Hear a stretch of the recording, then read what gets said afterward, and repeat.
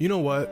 I'm just gonna say it. While LeBron's legacy is growing as he plays more seasons, Michael's legacy would have been slightly diminished if he played more seasons. Of course, this isn't a matter of fact, but all the evidence points towards this assumption. Michael Jordan retiring after playing just 13 NBA seasons in 1998 was the best thing he could have ever done for his legacy.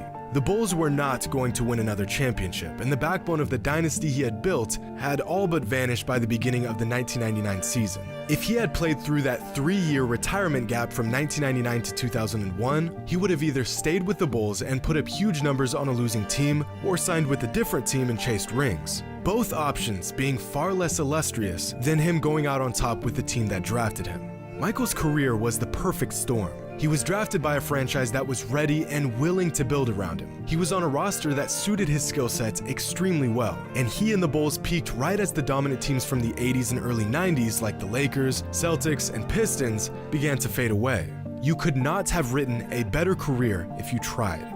On the other hand, despite his success, LeBron really got the short end of the deal many times throughout his career. He spent his first 7 seasons in the NBA playing for a team that could not have cared less about building a coherent team around him. He spent 4 straight finals going toe-to-toe with the most dominant dynasty in modern NBA history outside of Jordan's Bulls. While Michael was surrounded by players who were all willing to buy into their system, LeBron has spent many years carrying the load of bad rosters and seemingly incompetent teammates. Part of which is his own fault for trying to play GM and putting together piss-poor rosters. And I bring up these small nuances because the GOAT debate is very nuanced. As much as people want to act like the whole 6-0 in the finals is the end-all be-all to the discussion, it's just not. If rings were all that mattered, then Bill Russell would be the GOAT. Oh, but he played a long time ago, that doesn't count.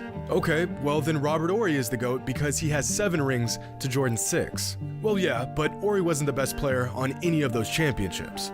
Okay, so is the argument about rings, or is it about being the best player on the court, or a mixture of both? Is a player's performance, despite how masterful it was, all in vain if his team loses? The line becomes less and less clear the deeper you dig. No single metric can be used to determine this debate, and the